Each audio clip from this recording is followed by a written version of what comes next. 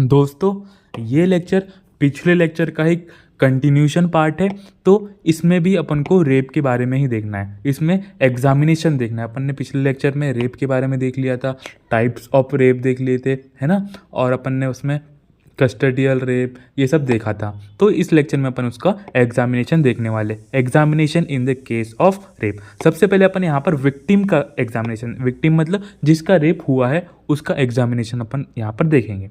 तो एग्जामिनेशन के लिए क्या है, देखो, 12 वर्ष से अधिक आयु की पीड़ित की लिखित स्वीकृति के बिना उसका परीक्षण नहीं किया जा सकता है। मतलब कि अगर उसकी एज 12 साल से ज़्यादा है तो उसको उससे अपन लिखित में लेंगे परीक्षण के लिए, है ना। उसकी स्वीकृति ली जाती है लिखित में कि आई एम अलाउिंग, है ना, ऐसा करके कि वो अलाउ कर रही है उसका परीक्षण करने के लिए।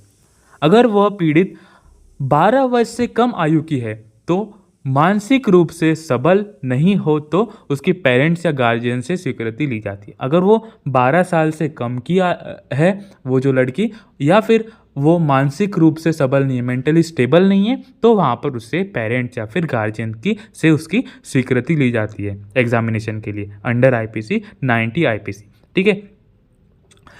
पीड़ित का परीक्षण महिला चिकित्सक के देखरेख में ही किया जाता है ना। तो वहाँ पर एक फीमेल अटेंडर, मतलब कि एक फीमेल चिकित्सक होनी चाहिए वहाँ पर, उसके प्रेजेंस में ही उसका एग्जामिनेशन होगा विक्टिम का जिसका रेप हुआ है। ठीक है। तो 3 कंडीशन देख ली। 12 वर्ष से अधिक की है तो उसका लिखित में अपन वो लेंगे, स्वीकृति लेंगे। अगर 12 वर्ष से कम की है या फिर वो मानसिक रूप से सबल ना होने के कारण उसके गार्जियन या फिर पेरेंट्स का अपन लिखित में स्वीकृति लेंगे। और अगर वो जो महिला वहाँ पर उसका एग्जामिनेशन एक महिला चिकित्सक के देखरेख में होगा। ठीक है। इसके बाद में परीक्षण में निम्न तथ्य दृष्टित होते हैं। मतलब यहाँ पर क्या क्या देखने को मिलता है। अगर रेप हुआ है तो देखो आपसी द्वंद्व के चिन्ह, है ना।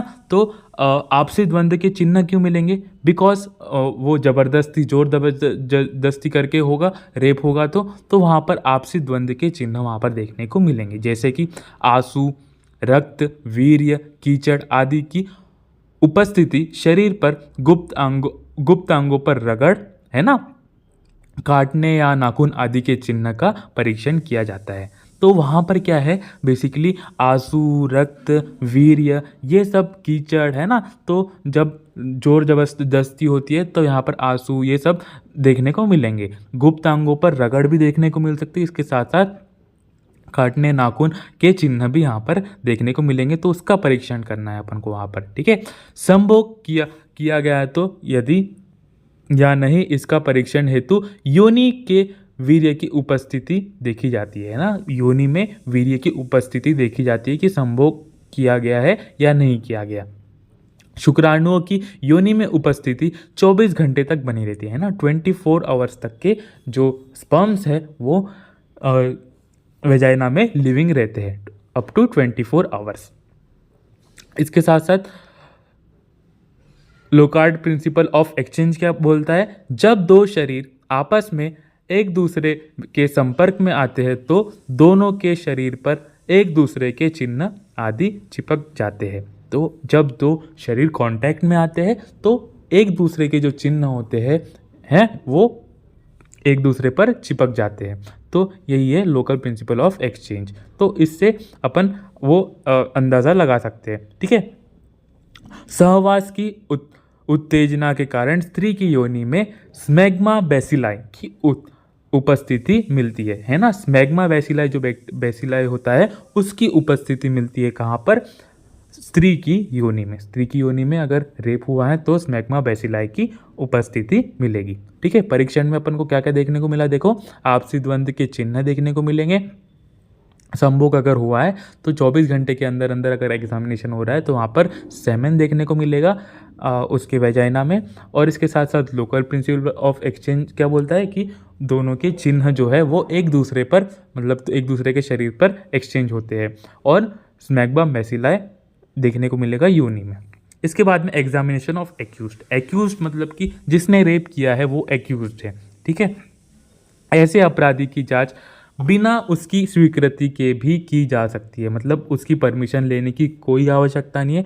उसकी अंडर सेक्शन 53A CRPC उसका परीक्षण किया जा सकता है बिना उसके अनुमति के। निम्न चिन्ह दृष्टीय है, मतलब कि क्या देखने को मिलेगा, यदि तुरंत ही संभोग किया गया है तो शिशिन की अंतः त्वचा फ्रेनुलम मुड़ी सिकुड़ी हुई मिलेगी, है ना। जो पेनिस होता है उसकी जो अंतः त्वचा होती है फ्रेनुलम, वो मुड़ी हुई मिलेगी अगर वो तुरंत ही उसने रेप किया है किसी का, तो है ना, तो जो त्वचा है वो मुड़ी हुई मिलेगी। संभोग के तुरंत बाद शिशिन के मुख पर खुली हुई त्वचा प्रेप्यूस पर स्मेग्मा, मतलब कि शिशिन मल की अनुपस्थिति, है ना।